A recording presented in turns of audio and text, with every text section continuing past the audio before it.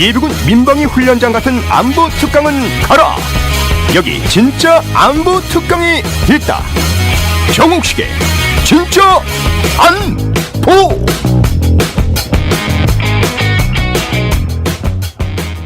네, 지금 여러분은 정옥식의 진짜 안보 2부 함께하고 계십니다. 네, 2부 첫 소식 전해주시겠어요? 네, 국방개혁 2.0의 재검토 이야기가 나오고 있습니다. 한국과 미국이 한미연합훈련 일시중단을 발표한 날 우리나라 군 수뇌부에서 국방개혁 2.0의 재검토 필요성을 제기했다고 하는데요. 변화하는 남북관계를 고려하여 국방개혁 2.0의 방향 조정이 필요하다고 판단한 겁니다. 문정인 청와대 외교안보 특별보좌관은 판문점 선언과 북미 정상회담 등 한반도의 상황 변화 요인이 생겼는데 국방개혁 2.0도 전반적으로 재검토가 필요한 것이 아니냐고 언급하기도 했습니다. 한편 얼마 전 한미 양국은 한반도 우발 상황을 가정해 매년 실시하는 한국과 미국의 합동 군사 연습인 을지 프리덤 가디언 훈련 중단을 공식화했습니다. 네, 국방개혁 2.0 재검토 이야기가 나왔는데요. 국방개혁 이거는 작년 말부터 이야기가 나오던 거 아닙니까? 예, 뭐 이제 문재인 대통령의 그 중요한 대선 공약 중에 하나가 국방 개혁. 네. 네. 국방 개혁이었죠. 그래서 뭐 군 복무기간 단축, 그다음에 이제 사병의 급여 인상을 포함한 복지 향상. 네. 그리고 이른바 삼축 체계. 예, 그렇죠. 삼축 체계가 뭔지 좀 소개를 해주시죠. 뭐 자료 가져오신 것 같은데. 네네네. 네.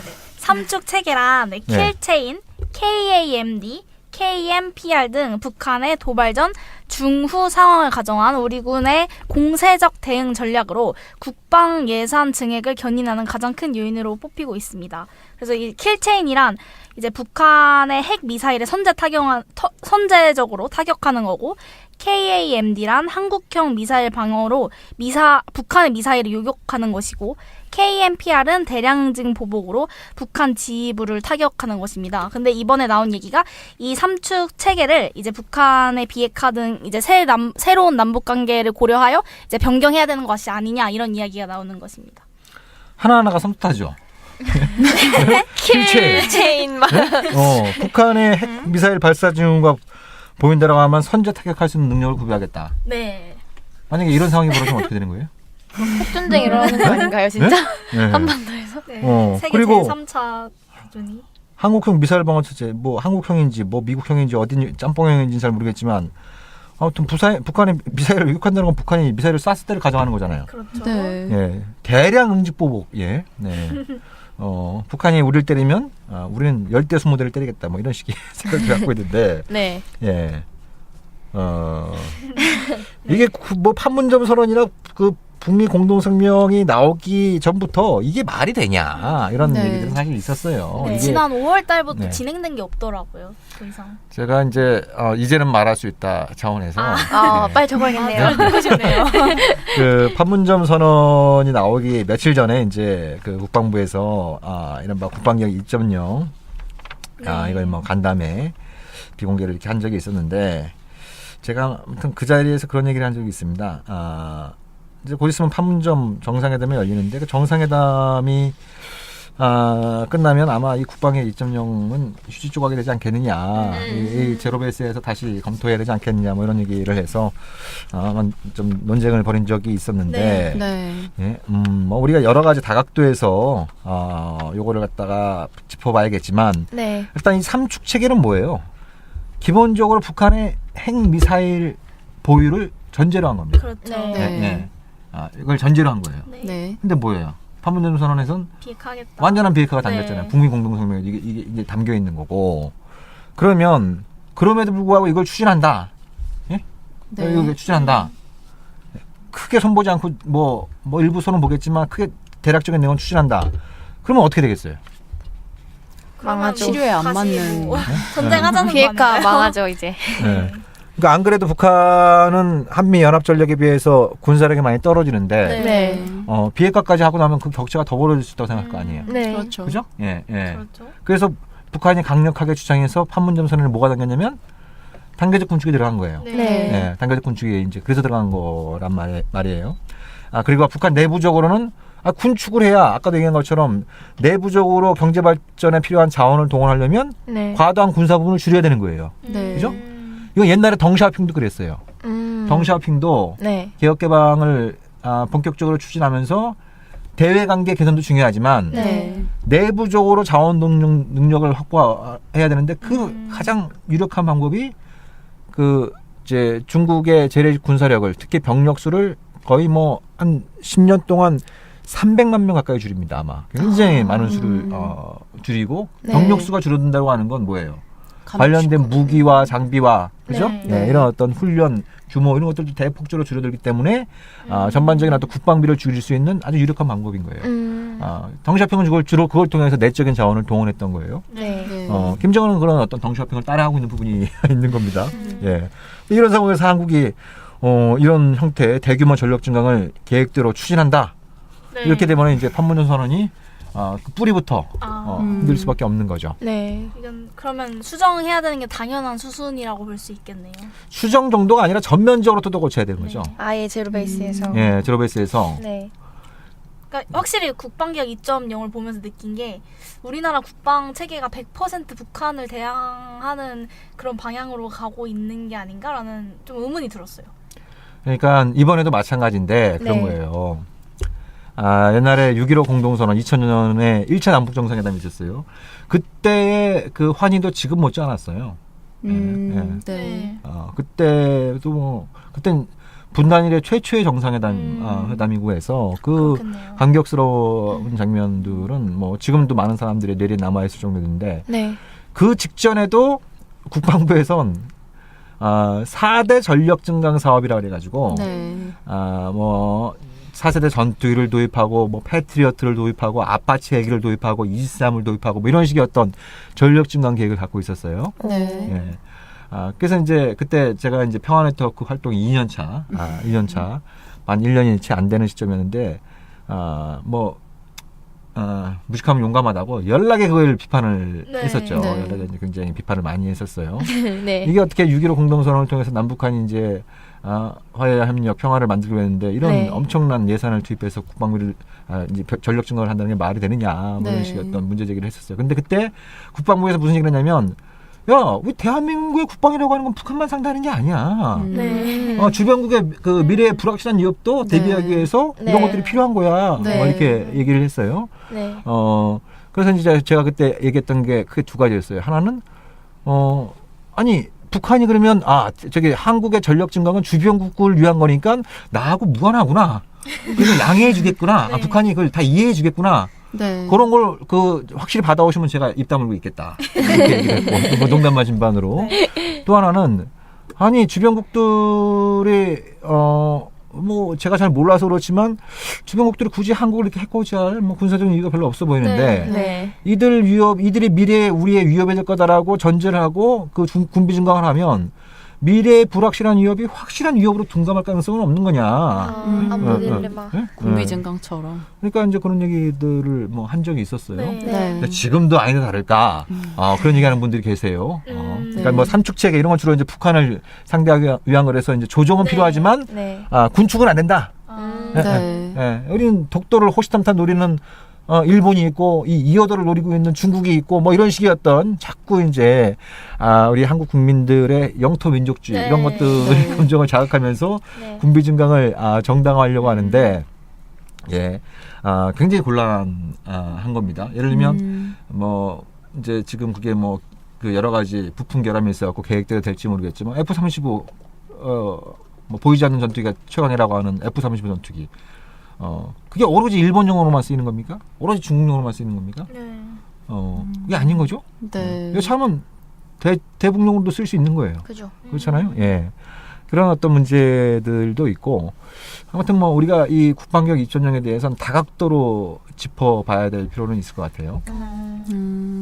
근데 말씀하신 것처럼 송영무 장관도 이제 맨 처음에 국방개혁 2.0에 대해서 이렇게 이야기가 나올 때 국방개혁이 완성되는 2024년에 전작권 환수를 목표로 계획이 되었다고 하더라고요. 네. 그러니까는 아직도 이제 이런 삼축 체계처럼 북한을 목표로 하는 그런 계획들이 있지만 결국 그런 것들을 이제 북한 주 목적이 아니라 우리나라 국방을 위한 거다. 뭐 전자권 환수를 위해서 환수를 통해서 자주권을 찾기 위함이다. 이런 논의가 많이 사용이 되는 것 같아요. 우리나라보다 10분의 1, 100분의 1 그 군사비를 쓰는 나라들도 다 자기들의 작전권을 자기들이 갖고 있어요. 예. 이런 어떤 대규모의 전략 증강과 작전권은 기본적으로 분리해서 봐야 되는 거고 네. 이미 예를 들면 2007년도 이럴 때 이제 한미 간의 전자권, 전시작전권 전환 이런 합의가 있을 때 네. 그때 이제 연합훈련을 한국군 주도로 해봤어요. 네. 네? 한국군 주도로 해봤어요. 2007년 네. 이럴 때.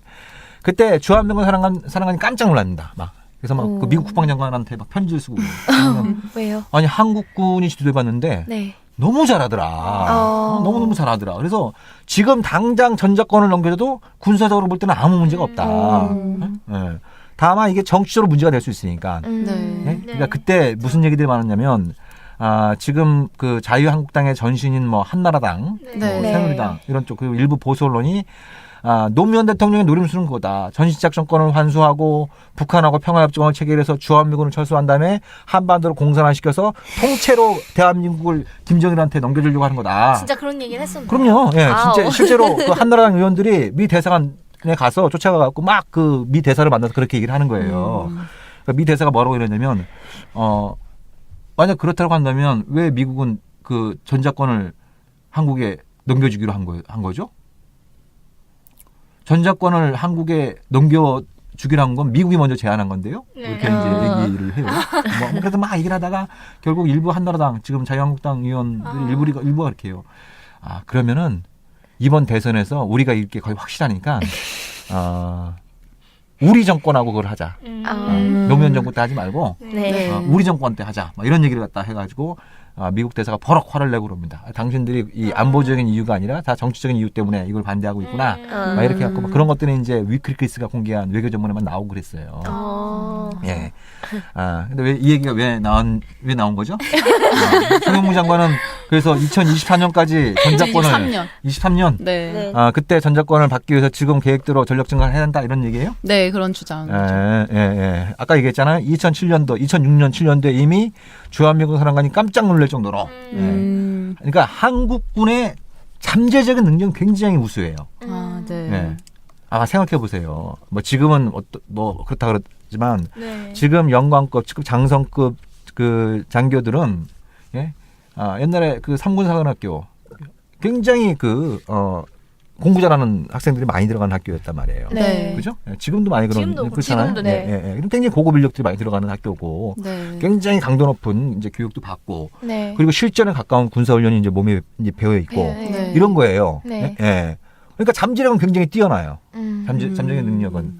근데 오랫동안 작전권을 미국이 행사하다 보니까 그죠? 예. 네. 그러니까 근력은 이제 성인 수준이 됐는데 이 두뇌는 여전히 이제 어린아이 상태로 미발 상태에 남아있던 이런 건데 네. 근데 막상 맡겨보니까 니들이 한번 해봐. 네. 네. 이러니까 굉장히 잘하는 거예요. 잠재력이 깨어난 거예요. 네. 그러다가 정치적인 이유 때문에 전시작전권을 또 계속 연기했잖아요. 네. 네. 그죠. 연기했던 거예요. 네. 다시 이제 바보가 돼간 거예요. 음. 그리고 오로지 이제 안보에는 별 생각이 없고 오로지 별 생각만 하는 네. 이런 뭐 다가오는 건 아니지만 네. 그런 사람들이 많이 늘어나는 거예요. 이 이제 이 수뇌부들, 굉장히 이 장교들 방송페이지 중에서. 얘기가 속 들어갔더라고요. 네. 그렇게 돼 버리니까 그러니까 이게 이 자체가 굉장히 비정상적인 거예요. 이 비정상적인 것 때문에 지금 이 뭐 워낙 정세가 급속도로 변하고 있는 부분들도 많이 있지만 네. 예를 들면 평화협정 뭐 이렇게 비핵화 이런 것들이 실질적으로 가소화되고 그러면 네.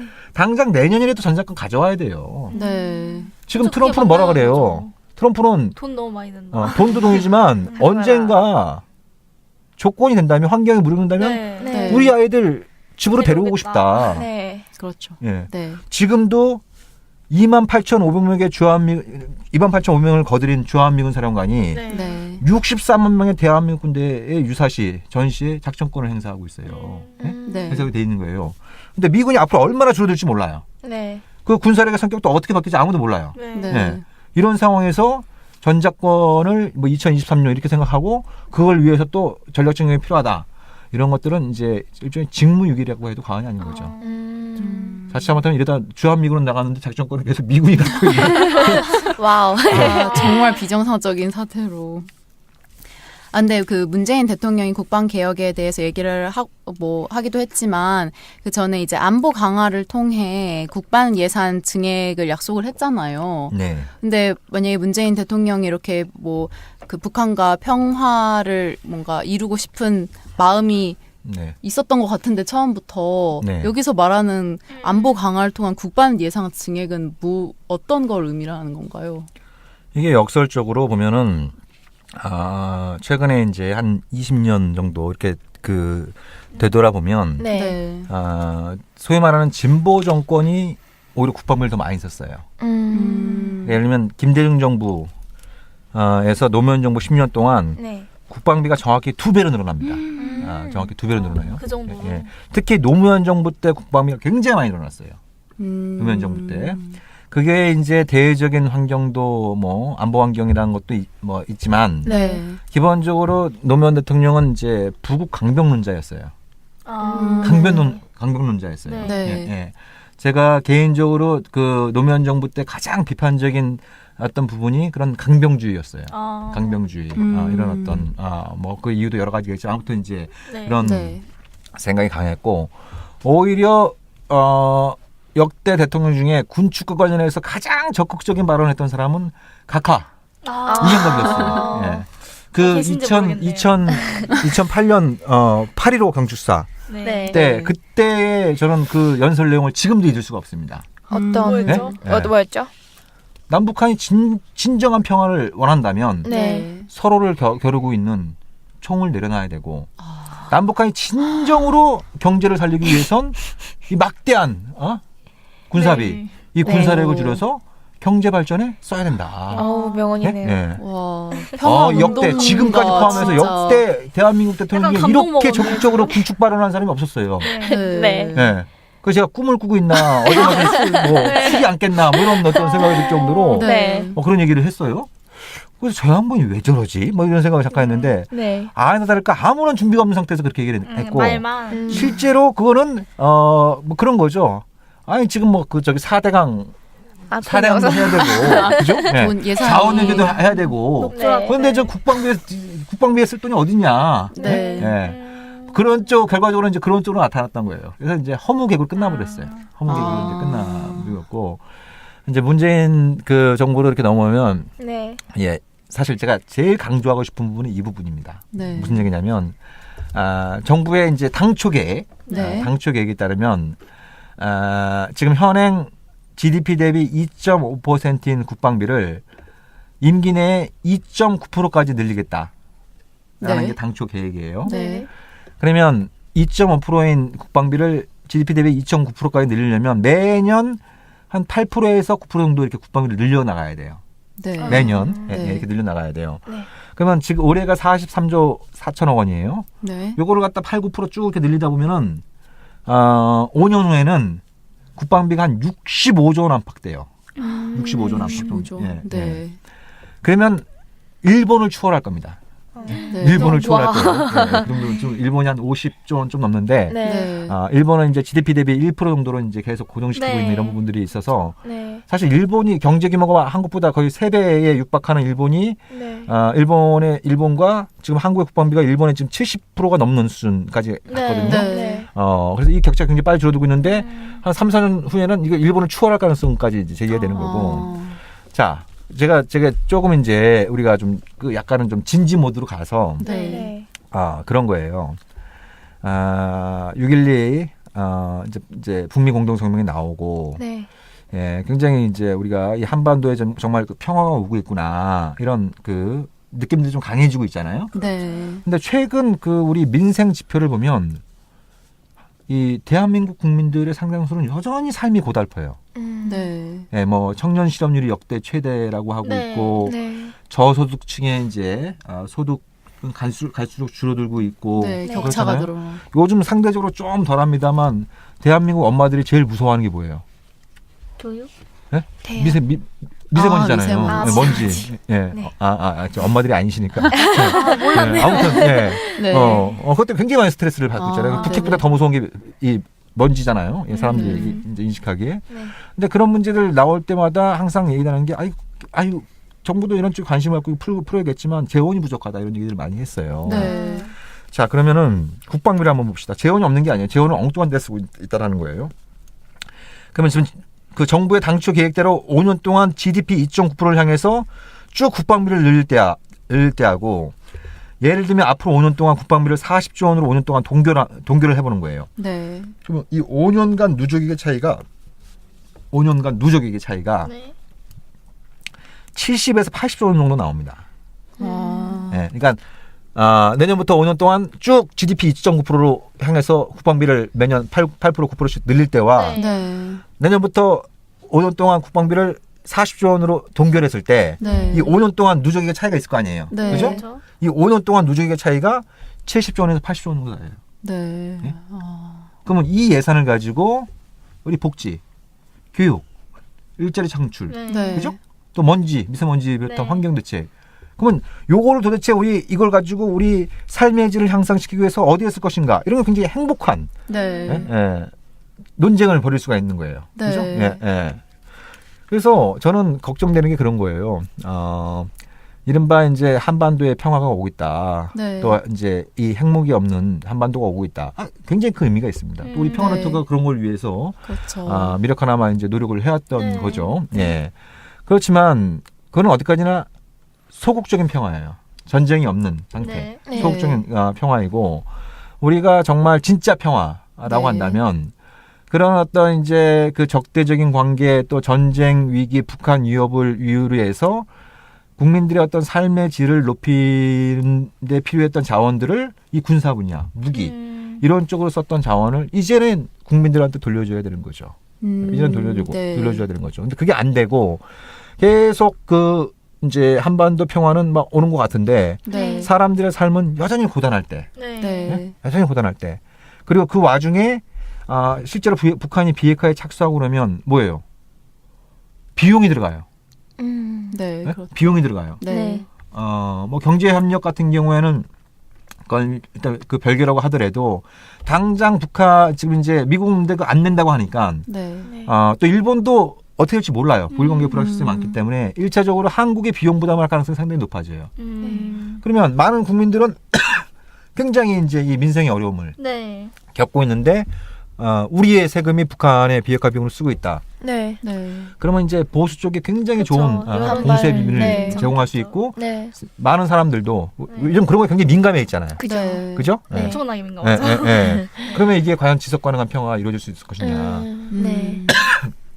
이런 부분들도 우리가 한번 생각을 해봐야 되는 거죠. 네. 아. 복잡한 문제네요. 맞아요. 그러면은 국방 예산을 늘리지 않는 대신 그런 통일 기금 뭐 이런 거, 통일 기금이라고 하기엔 좀 그렇고 비핵화 기금 이런 데다가 모금을 해야 하는 건가요? 아니 비핵화 기금은 그렇게 많이 안 써요. 비핵화 비용은 그렇게 많이 쓰는 건 아닌데 네. 그런 것들이 이제 보수 언론이나 이런 것들에서 공격하기가 굉장히 좋은 거죠. 그냥 존재하는 게. 예. 아 그래서 혹시 진보 정부에서 항상 이게 국방비나 이런 예산에 훨씬 더 신경을 많이 썼던 건가요? 그런 부분들이 있죠. 나는 정치적이기 안보에 나약하지 때문에? 않다. 네. 오히려 진보가 안보에 강하다. 이런 것들을 보여주기 위해서 네. 이제 어떤 이제 정치적인 목적도 그래서 이제 한미 있을 동맹이나 수 있네요. 군비 증강 이런 쪽에 굉장히 그 보수적인 네. 네. 태도를 취한 부분도 있죠. 예. 의식적으로. 예, 그런 부분들이 있어요, 사실. 예. 그렇겠네요. 예. 근데 저는 좀 이해가 안 되는 게 물론 북한이 바로 이제 국경을 맞대고 있다고는 하지만 전 세계적으로 이제 국방 예산을 많이 줄이는 추세잖아요.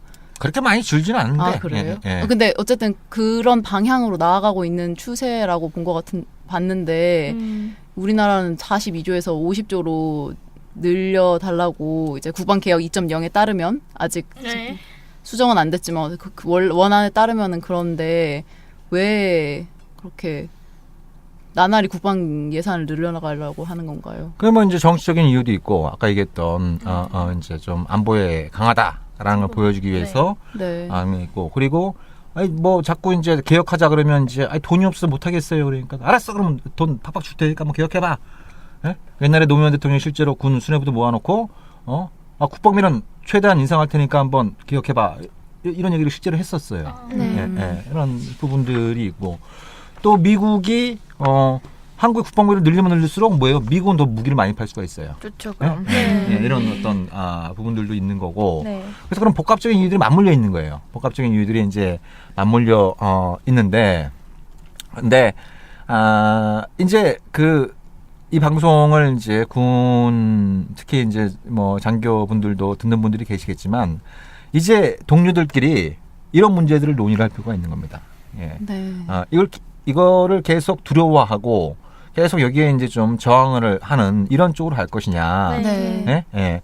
아니면은 이런 어떤 정말 개혁이 되려면 지금까지 국방이라고 하는 게 고비용 저효율 구조였단 말이에요. 네. 국방비는 국방비를 엄청나게 써드렸는데 네. 뭐 몇 년 전에 얘기입니다만 이 국방부 장관이 국회에 가서 국회의원이 물어봤잖아요. 지금 한국이 북한보다 국방비를 얼마나 많이 쓰느냐 하니까 33배나 쓰고 있다. 네. 그러면 남북한이 1대1로 붙으면 누가 이기냐 하니까 북한이 이깁니다. 이렇게 얘기했다가 이제 욕을 바가지로 먹은 적이 있어요. 그럼 그만한 국방비가 뭐냐? 뭐 이런 이제 그래서 굉장히 논란이 된 적이 있었어요. 네. 예. 그러니까 이제 그런 부분들 관련해서 우리 이제 특히 이제 젊은 장교들이 동료들끼리 이런 얘기들을 좀 많이 할 필요가 네. 있어요. 네. 네. 우리가 지금 이 정말 대한민국 안보 그러니까 지금까지는 이제 싸워서 이기는 군대를 만든다라고 했는데 우리 네. 군대가 정말 그런 군대인지도 한번 자문할 필요가 있는 것이고 네. 이제 싸우지 않고 서로 잘 살기로 한 거 아니에요. 네. 기본적으로. 예? 손자방법에도 나옵니다만 부전승. 그죠? 네. 부전승이 이제 최고의 전략인 것이고 부전승보다 더 뛰어난 게 같이 이기는 거예요. 네. 예? 윈윈. 그렇죠. 그죠? 윈윈하는 게 이제 가장 좋은 거라고 할 수 있는데 지금 남북 관계가 북미 관계가 또 그런 방향으로 가고 있는데 네. 그러면 우리는 이제 평화의 흐름에 동참하는 군대가 될 것이냐 아니면 여기 저항하다가 정말 개혁 당하는 그런 흔히 얘기하는 적배 세력이 될 것이냐 네. 이런 어떤 네. 갈림길에 서 있는 거예요. 그러면서 이제 본인이 생각할 때 정당한 요구는 할 수 있습니다. 네. 예를 들면 그러면 이제 병력 수를 줄여야 될 거 아니에요. 네. 그렇죠. 병력 수를 이제 줄여 나가야 될 텐데 그러면 이제 그 과정에서 국가 안보를 위해서 복무해온 우리들에게 정당한 어떤 이제 직업 전환을 해달라. 네. 이렇게 이제 국민들한테 양해도 구할 수 있고 그리고 또 이제 정부에 그런 것도 요구를 할 수 있는 거죠. 네. 근데 자꾸 이상한 논리를 들먹이면서 이거를 저항하려고 했다가는 잘못하면 정말 적폐로 몰려가지고 개혁을 당하는 그런 어떤 상황도 네. 발생할 수 네. 있다. 이제 한미 국방개혁 2.0 얘기를 하다 보니까 이제 안보 국방 얘기가 계속 나오고 있는데 그러면 이제 얼마 전에 언급됐던 한미 연합 군사 훈련의 이제 중단에 대한 이야기를 안 할 수가 없을 것 같은데요. 네. 이제 언론 같은 경우는 이제 이거 중단되면은 한미 동맹이 이제 위기가 닥치고 온 것 같다. 네. 이런 여기 이야기도 나오고 있는데 이제 거기에 한미 동맹 위기설에 대해서 이제 어떻게 생각하십니까? 동맹은 기본적으로 공동의 적을 기반으로 하는 거잖아요. 네. 네. 그죠? 근데 이제 한국도 그렇고 미국도 그렇고 이제 북한을 공동의 적에서 뭐예요? 공동의 친구로 만들겠다는 거잖아요. 공동의 그렇죠. 친구가 되겠다는 거잖아요. 네. 네. 그럼 동맹이 약해지는 건 당연한 겁니다. 음. 네. 동맹이 약해지는 건 당연해요. 네. 네. 그렇군요. 예를 들면 이제 다현 씨하고 채원 씨가 내가 너무 싫어. 근데 혼자는 안 될 것 같으니까 이제 둘이 이제 딱 손을 잡고 네. 이제 정욱 씨가 한번 이렇게 한 거예요. 네. 근데 어느 날 딱 보니까 이제 우리 대표는 참 좋은 사람이구나. 그래서 이제 잘 지내야겠다. 잘 지내야겠다. 비유가 약간 그렇잖아요. 잘못된 것 같아요. 잘못된 것 같아요. 미안해요. 그러니까 그런 거예요. 이제 동맹 기본적으로 공동의 적에서 이제 공동의 친구 되는 만큼 네. 군사 동맹이 이완되고 음. 약해지는 건 네. 지극히 자연스러운 거예요. 지극히 자연스러운 그러네요. 거죠. 네. 그럼 너무 복잡하게 생각할 것도 없어요.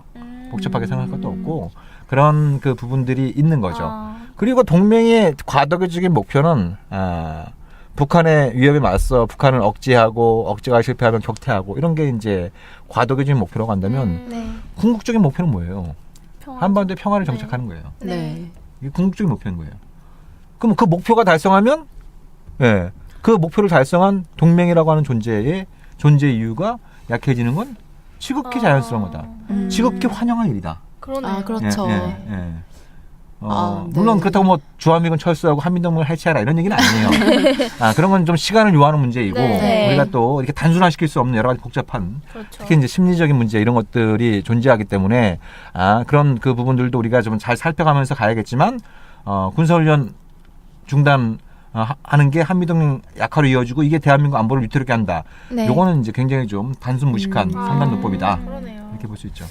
이제 아무래도 이제 북한과 긴장 완화가 시작된 지 얼마 안 됐고 또 워낙 이제 북한에 대해 신뢰가 없는 상황이다 보니까는 당연한 결과인데도 불구하고 약간 거기에 대한 우려가 좀 있는 것 같은데요. 혹시 더 이제 질문 없으시면은 다음 뉴스로 넘어가 볼까요? 네. 네. 다음 뉴스는 이제 북한 유해 송환에 관련된 얘기인데요. 미국 언론이 일제히 북한이 며칠 안에 한국전쟁 당시에 실종된 미군들의 유해를 송환할 것이라고 보도한 지 며칠 만인 현지 시각 20일 트럼프 대통령은 우리는 우리의 위대한 영웅들의 유해를 돌려받았다며 사실 오늘 이미 200구의 유해가 송환되었다고 말했습니다. 그러나 아직 이제 구체적인 사실관계는 파악되지 않았다고 합니다. 이에 대해 우리 국방부는 지금 우리로서는 확인할 수 있는 정보가 없다. 추가적으로 봐야 할 것 같다고 밝혔습니다. 북미 정상회담 합의문 사항에 언급된 미군 유해 송환 문제가 빠른 시일 안에 해결되고 있는 것으로 보입니다. 네, 북미 정상회담 이후에 별로 뭐 진전이라던가 업데이트된 뉴스가 없어가지고 네. 약간 뭐 지켜봐야 되겠지만 걱정스러운 마음도 있었는데 보니까 합의문 사항에 언급된 사항들이 지금 해결되고 있다고 이제 진행되고 있다는 걸 보니까 뭔가 순조롭게 진행이 되고 있다고 봐도 괜찮을까요? 지금 6월 12일 날 그 북미 정상회담이 있었잖아요. 네. 오늘 며칠이죠? 21일입니다. 어제 아직, 얘기한 거. 열흘도 안 지났잖아요. 네. 제가 지난주 방송에서 너무 빠른. 네.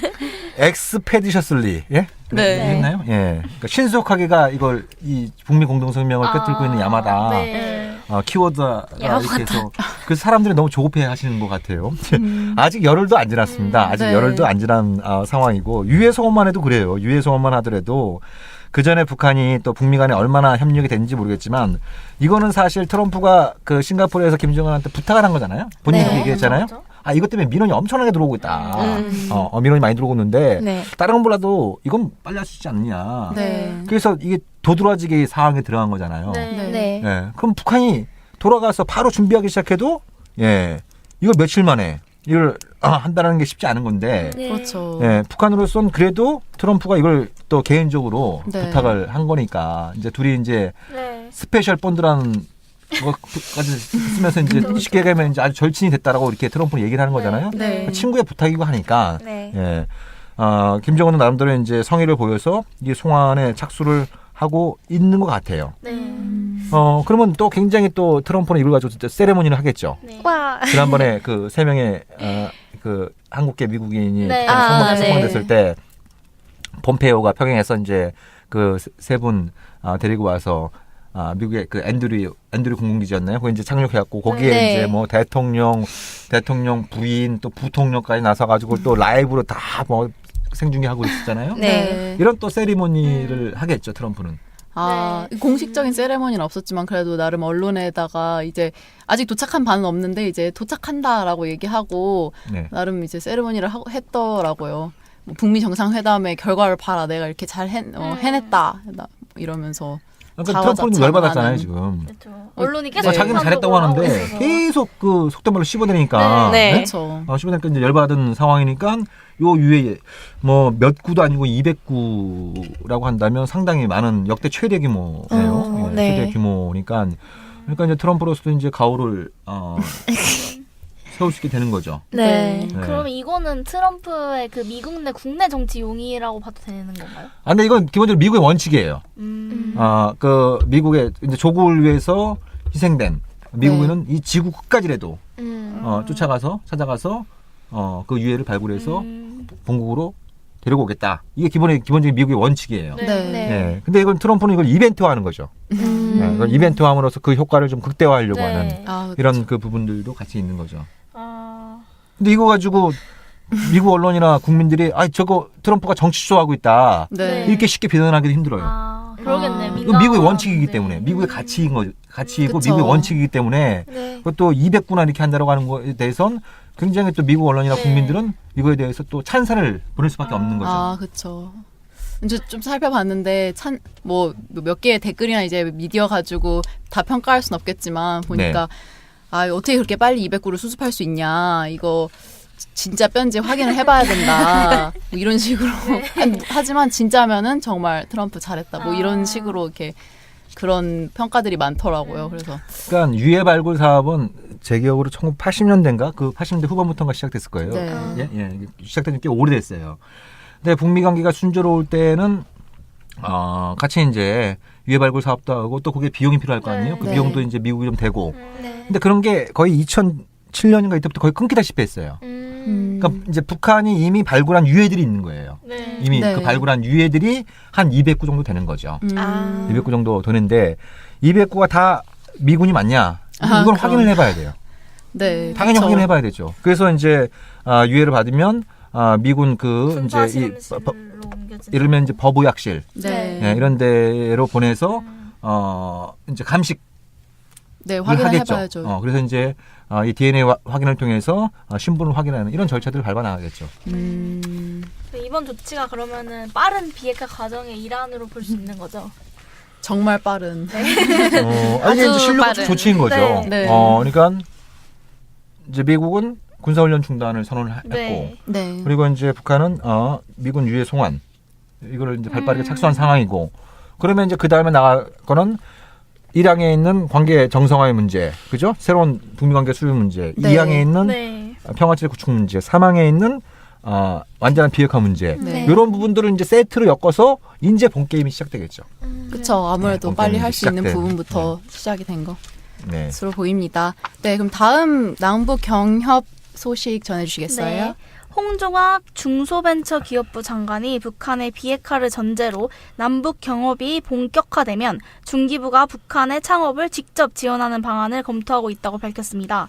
홍 장관은 경협은 실패했을 때 감당해야 할 위험이 크기 때문에 대기업보다 중소기업이 주도적으로 추진하는 게 맞다고 얘기했습니다.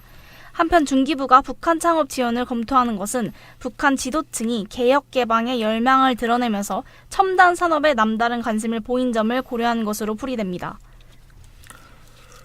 네.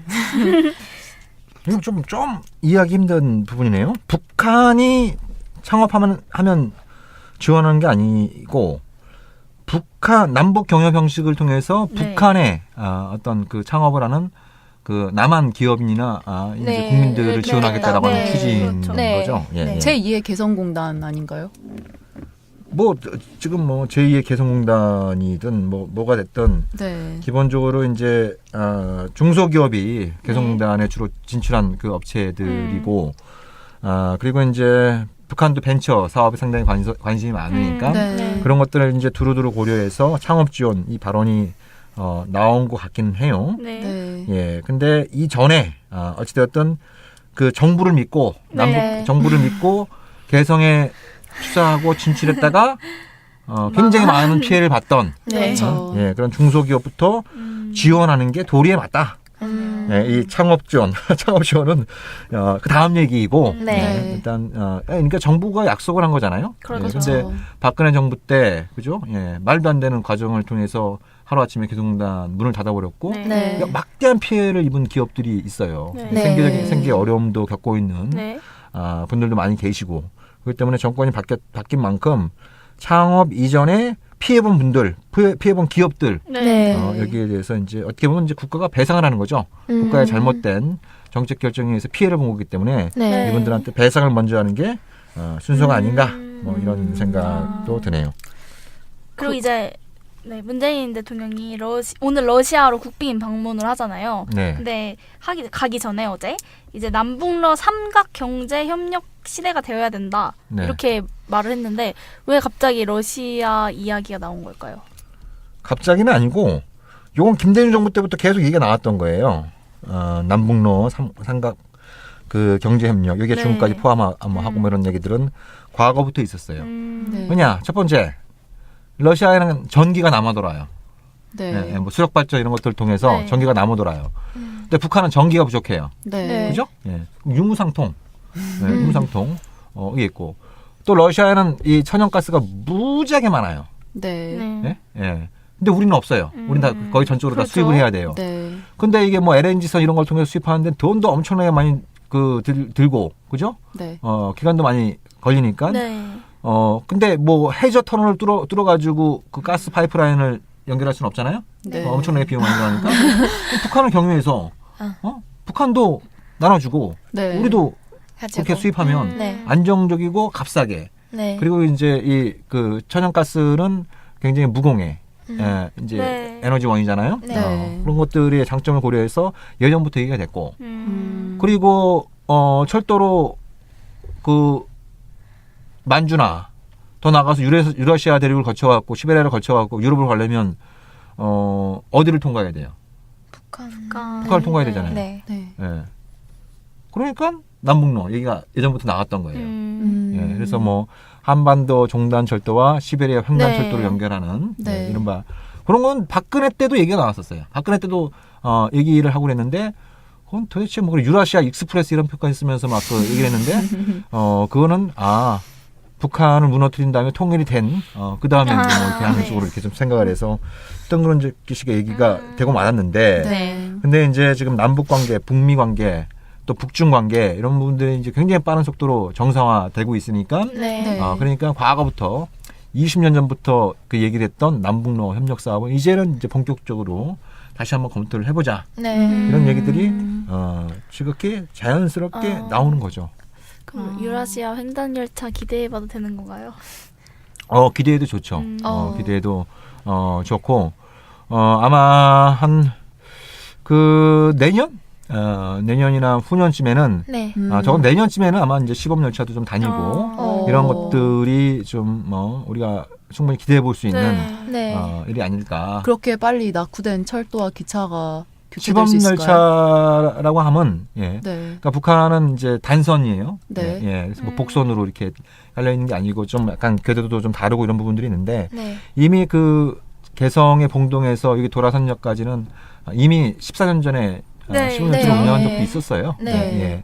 그리고 북한도 자체적으로 일부지만 이제 개보 사업들을 쭉 해왔기 때문에 적어도 시범 운행 정도는 내년 정도부터는 뭐 물리적인 시간상은 충분히 가능하다. 예. 그래서 뭐 모르죠. 이제 우리가 그 기차를 타고 네. 파리로 가면서 진짜 안보를 녹음하고 있을지. 와. 그랬으면 좋겠네요. 예, 네. 그 기차표는 더치페이로. 예. 아무튼 뭐 여러 가지 재미난 상상을 해볼 수 있을 것 같아요. 네. 유라시아 익스프레스의 꿈을 꾸며 네, 저희가 준비한 소식은 오늘 여기까지고요. 남북이 내일 22일 이제 8월 15일 이산가족 상봉 행사 등 인도적 사안을 논의할 적십자 회담을 개최한다고 합니다. 판문점 선언에 담긴 사항이니만큼 남북이 원만하게 합의해서 좋은 결과 있었으면 좋겠습니다. 그럼 저희는 다음 주에 다시 찾아뵙겠습니다. 감사합니다. 네, 수고 많으셨어요. 국민 라디오 개국부터 지금까지 쭉 우리 대리운전 1544-941 국민 대리운전 이번엔 꼭 국민 대리운전을 부르리 대리 운전은 꼭 국민 대리운전 공정언론 국민TV와 끝까지 함께하겠습니다. 1544-941 국민 대리운전 의리